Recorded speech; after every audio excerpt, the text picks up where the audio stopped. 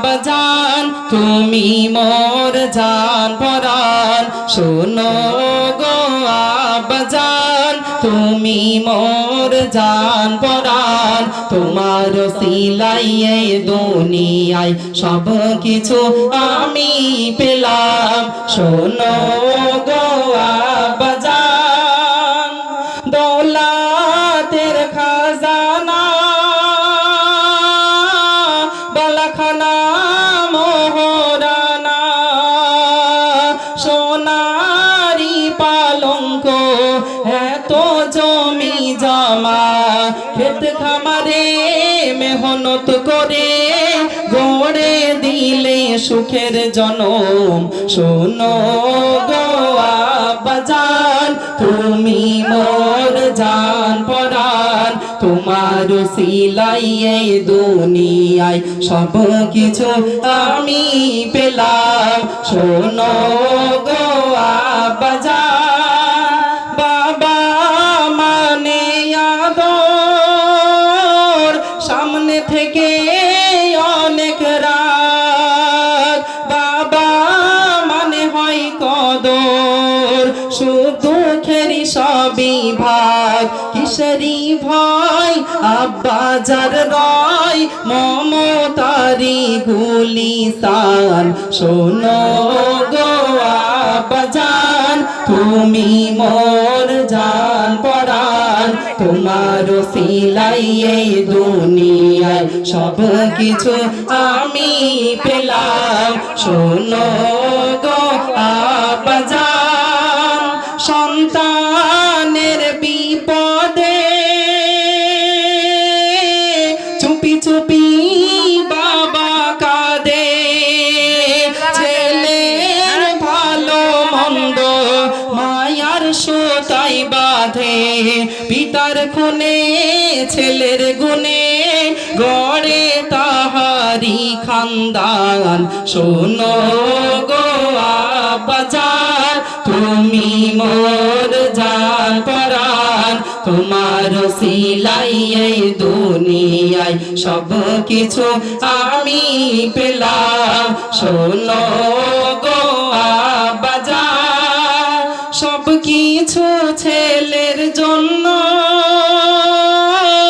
পিতা করে দেয় পূর্ণ সন্তান হারা পিতা দুনিয়া যেন তার শূন্য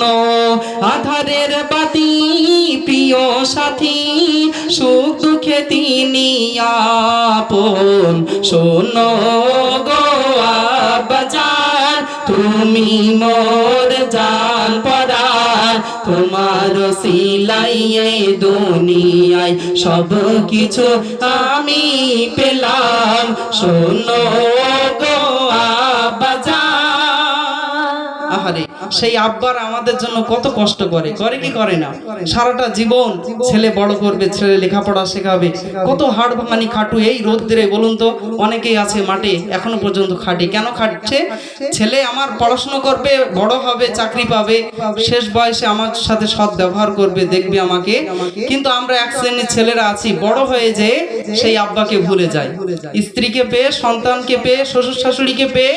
মনে হয় আব্বার আর প্রয়োজন নেই আমারও প্রয়োজন নেই আমরা এখন সুখে আছি ওই জন্য আব্বা যদি বলে খোকা সারা জীবন আমি কষ্ট করেছি এই জমি জায়গা সব তো তোমার দিয়েছি সব তো তোমার এখন আমি আর কাজ করতে পারি না আমার একটু চা পানি খেতে টাকা লাগে আমাকে 50টা টাকা দাও আমি মরে যাই একটু চা পানি খাই ভেতর থেকে স্ত্রীরা বলে দেয় যে না খবরদার দিতে হবে না ওটা রেখে দাও ওটা সংসারে কাজে লাগবে একবার ভাবা উচিত যে আব্বা আমাদের জন্য কত কষ্ট কত পরিশ্রম করলো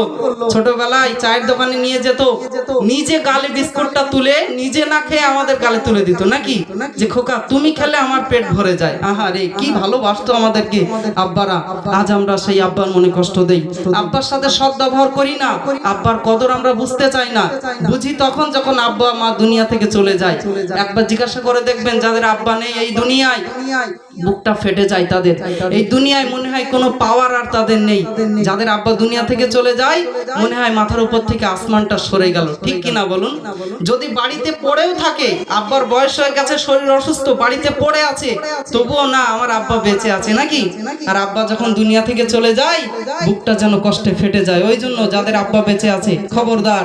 যাদের আম্মা বেঁচে আছে খবরদার, আমি পায়ে ধরে বলবো পিতা মাতার সাথে সৎ ব্যবহার করুন। তা না হলে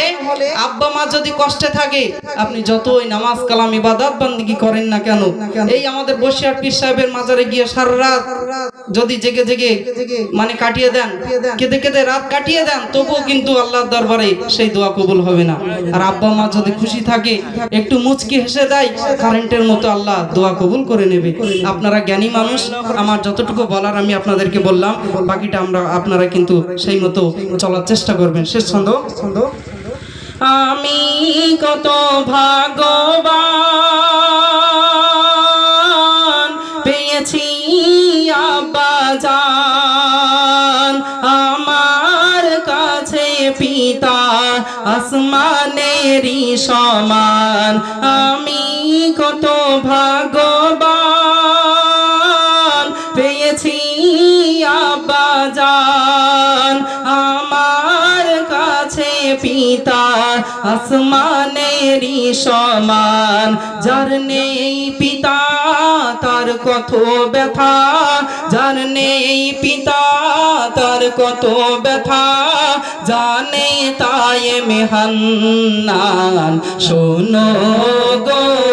আব্বা জান, তুমি মোর জান পরান, তোমার সিলাই দুনিয়ায় সব কিছু আমি পেলাম। শোনো গো আব্বা জান, নারে তাকবীর, আর একটু মহব্বতে নারে তাকবীর।